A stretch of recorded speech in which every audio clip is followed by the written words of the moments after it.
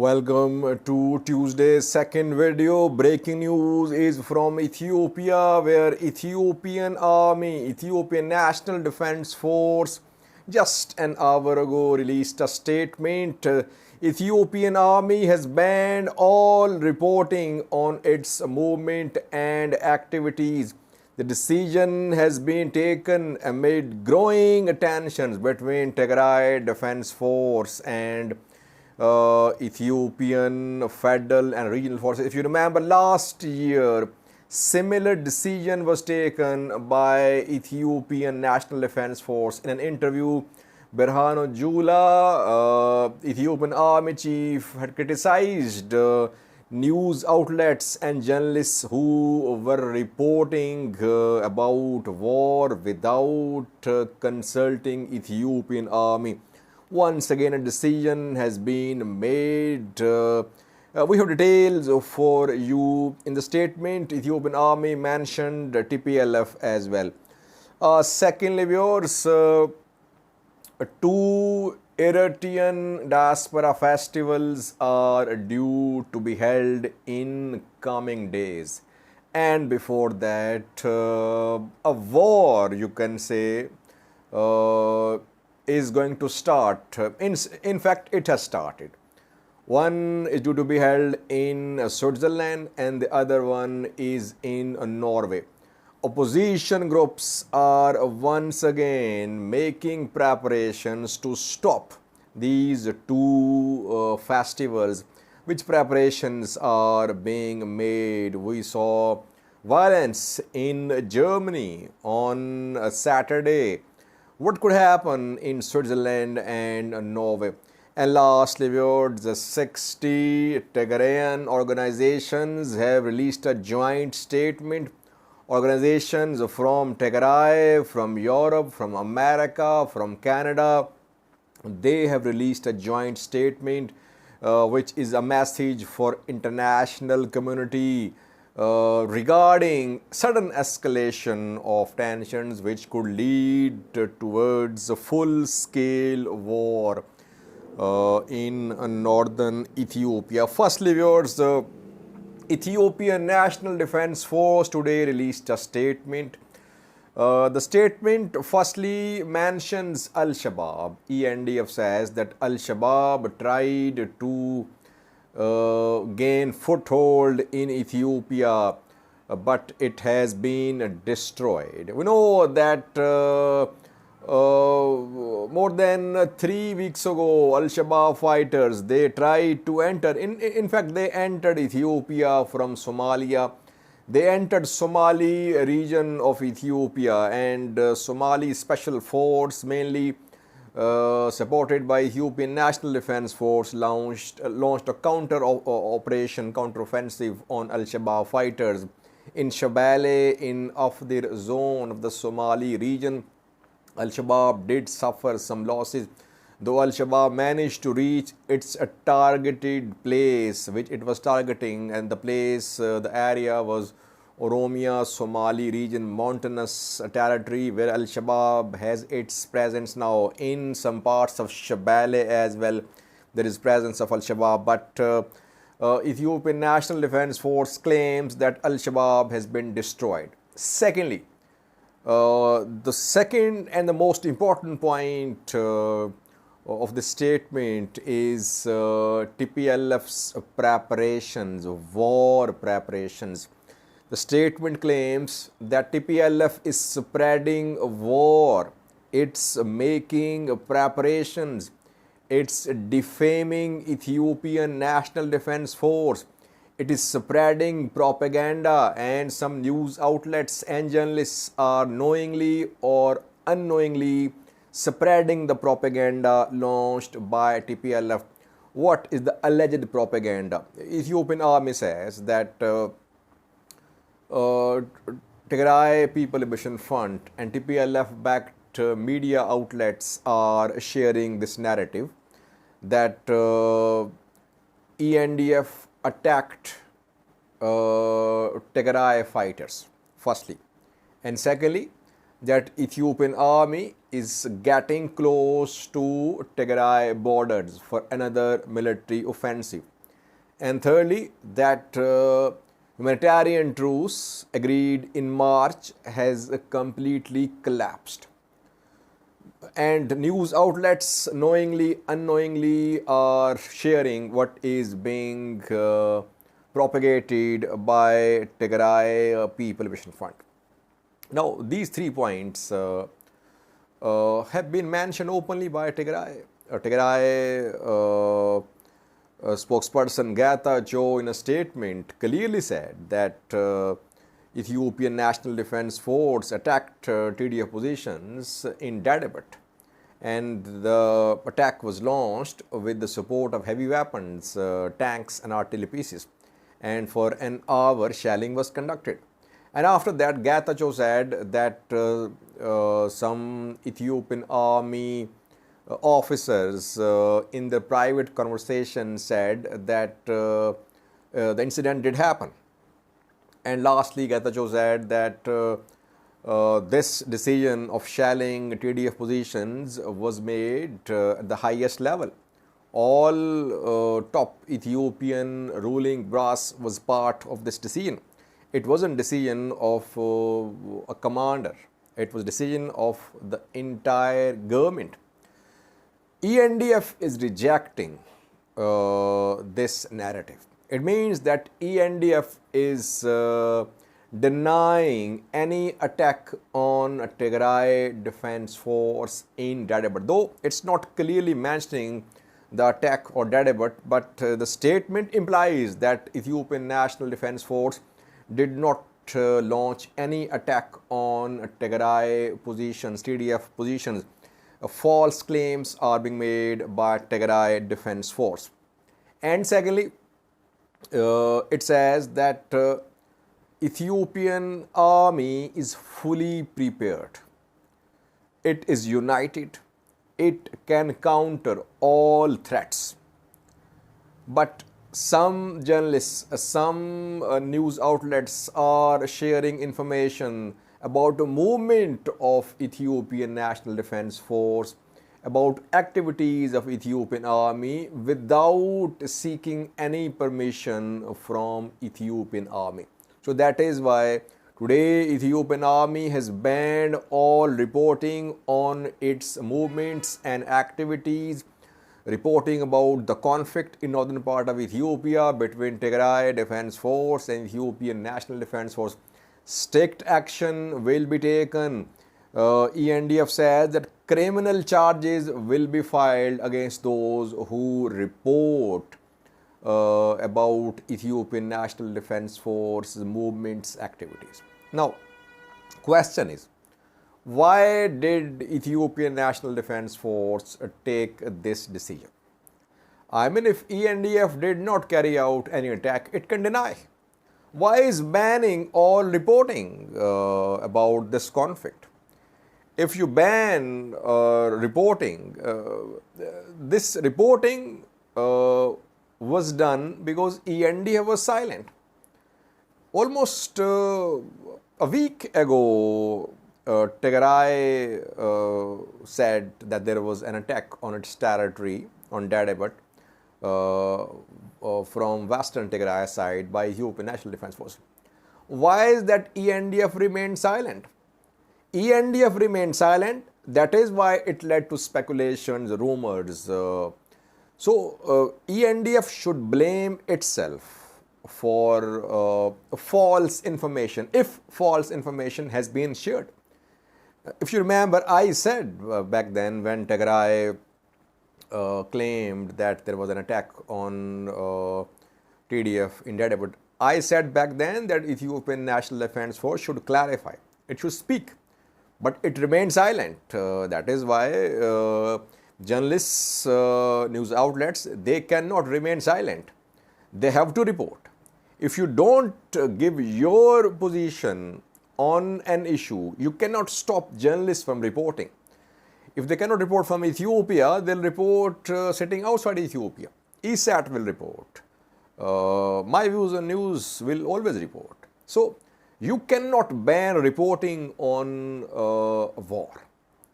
What is required is that Ethiopian National Defense Force should brief the people of Ethiopia, journalists and news outlets regularly about this conflict. But Ethiopian National Defense Force remained mysteriously silent.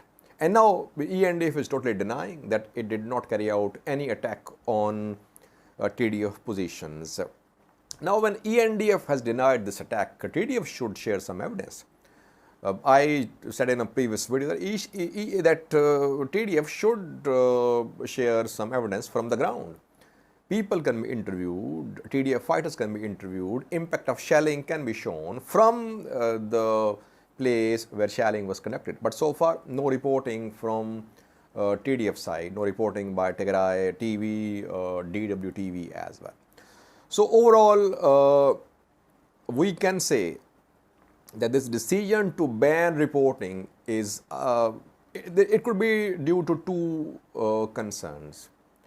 Either ENDF wants to keep its preparation secret, it does not want to disclose its movement, its activities, or ENDF believes that there is no massive mobilization underway, truce is still there, but Tigray is building a false narrative that it is under attack. And ENDF wants to counter this narrative by stopping all unverified reporting on this conflict. I personally think that Ethiopian National Defense Force should clarify, is it mobilizing towards Tigray? Has it made some new deployments towards Tigray borders? Has it conducted any shelling on that? But it should clearly brief the people. Otherwise, rumors will keep on spreading. Secondly, viewers, once again, battle is underway between Eritrean diaspora groups in two countries, Switzerland and Norway. It is becoming a norm now that wherever Eritrean government-backed festivals will be held in Europe and America, opposition groups will unite, they'll try to stop it, they'll adopt all means, sometimes violence as well. We have seen confrontation between Eritrean pro-government and opposition groups in three countries so far. It started from Sweden, where organizers had to change the venue of Eritrean festival a few days ago. Then in the Netherlands, Eritrean opposition groups through a court order stopped Eritrean festival. And after that in Gießen, Germany, Eritrean opposition groups, and some say Tigrayans were part of these groups as well, they attacked the venue of Eritrean concert festival there. Festival had to be cancelled on Saturday. And now the battle is coming to Switzerland and Norway. In Switzerland, on the 27th of August, Eritrean Diaspora Festival will be held, organized by groups backed by Eritrean embassies. And in Norway, Oslo, on the 3rd of September, festival will be held. And before that, opposition groups are gearing up to stop these festivals. Firstly, they are preparing petitions with thousands of signatures. The petitions will be submitted to local authorities, local police, and in these petitions, opposition groups are claiming that these festivals are backed by Eritrean government, because Eritrean government wants to raise money for its military adventures abroad. And secondly, these festivals are used to spread hate.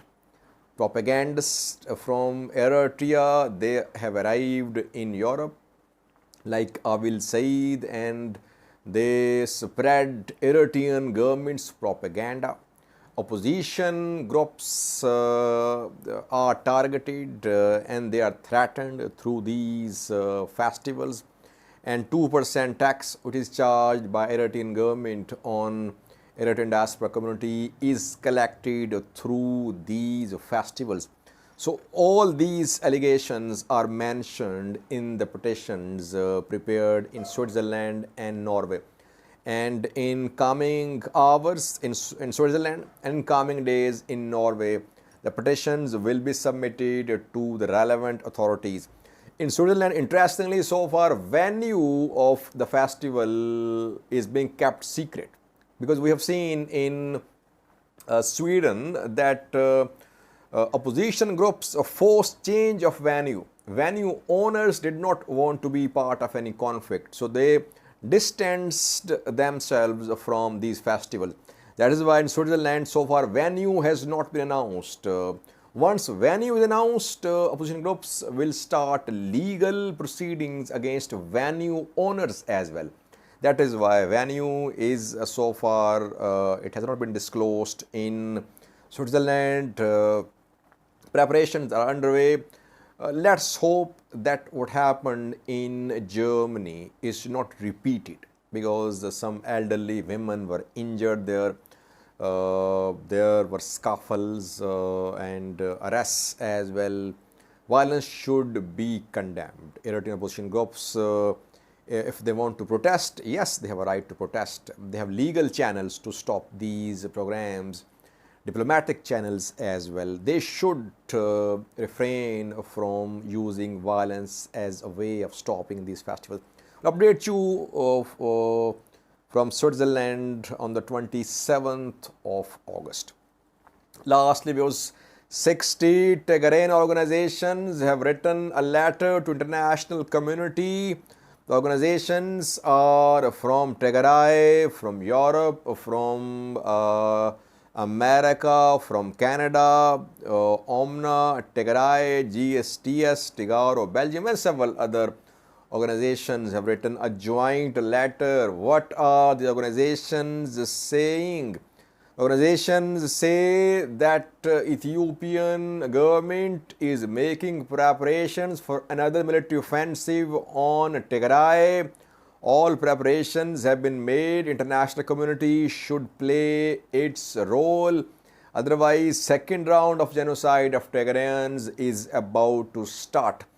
The statement mentions some developments which happened in the past few months, like recent incident when allegedly Ethiopian National Defense Force shelled TDF positions in Dadabet.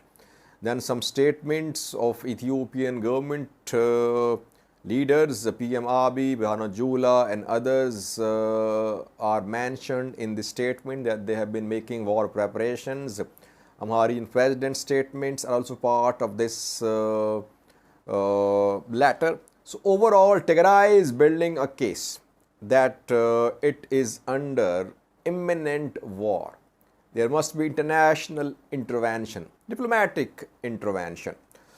Will international community intervene? It is already intervening. EU Special Envoy, US Special Envoy, UN officials, UK Special Envoy, all have been in Ethiopia in recent days. And they're trying to stop resumption of armed hostilities, but the two sides are still poles apart regarding their positions on the start of talks. So far, no progress has been made. International community is playing a role. Tigray wants international community to play a proactive role.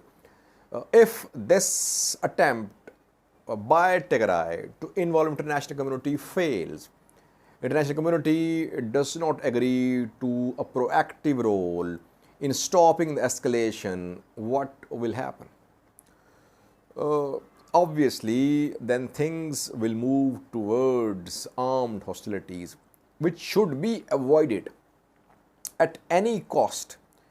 I have been seeing pictures, videos of Ashinda festival, a holiday celebrated in Sikota yesterday.